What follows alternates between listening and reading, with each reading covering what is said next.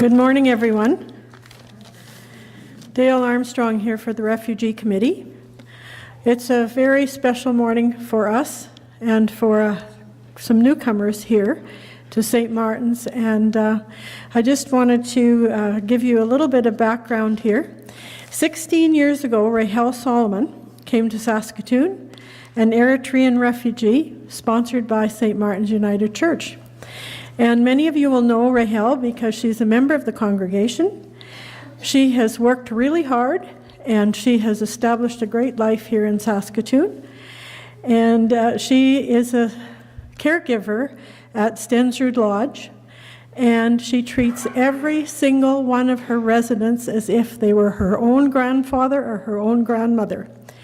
They all know her as an angel at Stensrud. So when 5.5 years ago she came to the church and said, "Would you sponsor my nephew?" It didn't take us very long to say yes. And the application went forward, and we waited, and then we waited, and we waited some more. There were many, many glitches in this application. There was loss of paperwork by government. There was close of the visa office in Cairo through which it was being processed. And we really were almost despairing that Abel would ever get here. But it was kind of a blessing in disguise in a little bit of a way, because in April of 2015, Yohana was able to join Abel in Cairo, where he was, and so we were able to add her to the application as a de facto dependent, and everything went smoothly from there because things had moved from Cairo, the application had moved from Cairo to Rome, and then things went very smoothly. So Rahel was able to welcome her niece and nephew with open arms on December the 12th, this past December 12th at the airport. And today, and you've met them once on the overhead by picture, but this morning you're going to meet them in person. And after the service, Rahel, who is just an absolutely spectacular cook, has provided what she calls a snack for us. It's more like a banquet, delicious.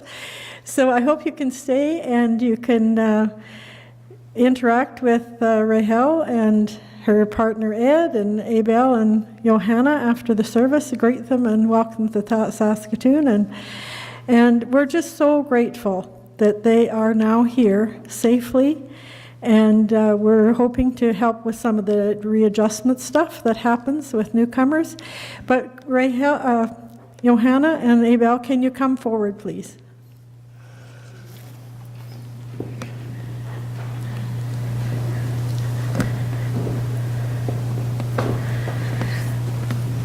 Welcome to St. Martin's. Welcome here. Welcome, welcome.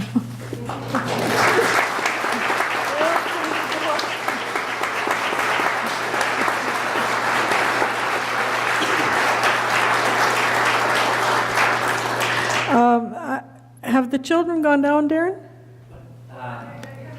Are they coming? Okay, Adrian.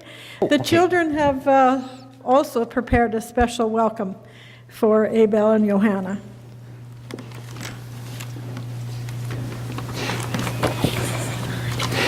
No, your grandma already gave yours to them. So these children didn't necessarily prepare these, but because we have some different children at church. But these are all, and you've already gotten Charlotte's card. So these are cards again that the kids they wrote in Tigrinya. Hopefully, could you read any of those cards that came from the first service? Yeah? Okay. Your auntie will speak for you. Yeah, so we tried to write in Tigrinya so that you could have a good welcome to Canada by us writing words of welcome in your own language. So these cards are for you, and so you can hand the cards, yeah. And let's see if we can, maybe we'll try all say. So I think welcome is merhaba. That's merhaba. Merhaba. Yeah. And then this is the tough one. Saboke Leila, is it close? Yeah, close. That's pleased to meet you. So Saboke Leila. Yeah. Thank you. They're going to have to learn a lot of English soon, so it's only fitting that we should learn a little bit of Tigrinya. So thank you and welcome. Thank you.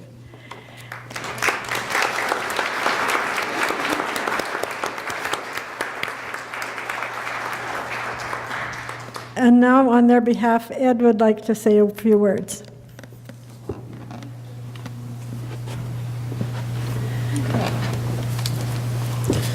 Good morning. I'm just going to talk a bit on behalf of Abel and Yohana.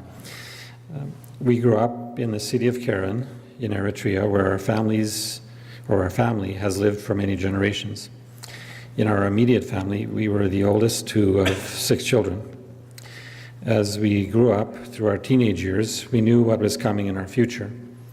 We knew that our grade 12 would be done at the country's military camp, and when that year was over, we would enter mandatory military service, which has no fixed end date. We knew that many young people had run from the country to avoid this service. Lots made it out and sought asylum in neighboring countries, either in cities or refugee camps. Some were caught trying to flee and were imprisoned, and many have died as they fled the country, and many more have perished in places like the Sinai Desert and in the Mediterranean Sea, trying to get to a better place to live. If you look around the world, you will find hundreds of thousands of people from our country who have left. So Abel took a risk and left Eritrea during his grade 12 year in 2010 and made his way to the neighboring country of Sudan, where he stayed in Khartoum, a city of about 1 million people. Yohana finished her grade 12 and was many months into that military service in a remote part of the country when word came that her father was very ill.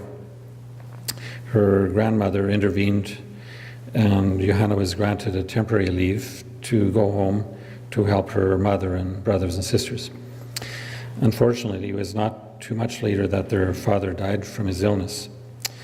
Yohana understood she risked being pulled back into military service and had no desire to return to that life. So in April 2015, she snuck out of Eritrea and joined Abel in Khartoum, where he had been waiting for many years for a decision from Canada Immigration about his application for permanent residency that had been started by St. Martin's through the United Church of Canada.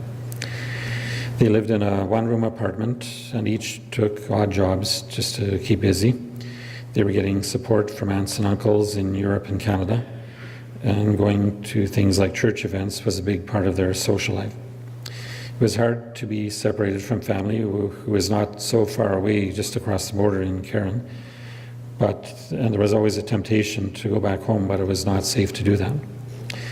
Finally, this past November, they got word that the application for permanent residency had been finalized and been approved for both of them. And within a few weeks, they were flying their first plane trip to Canada, arriving December 12th. This past month has been a time of big adjustments, practicing English, experiencing winter and some very cold days for the first time, and figuring out which steps to take in the near future. Because now, finally, they have some control over their own lives.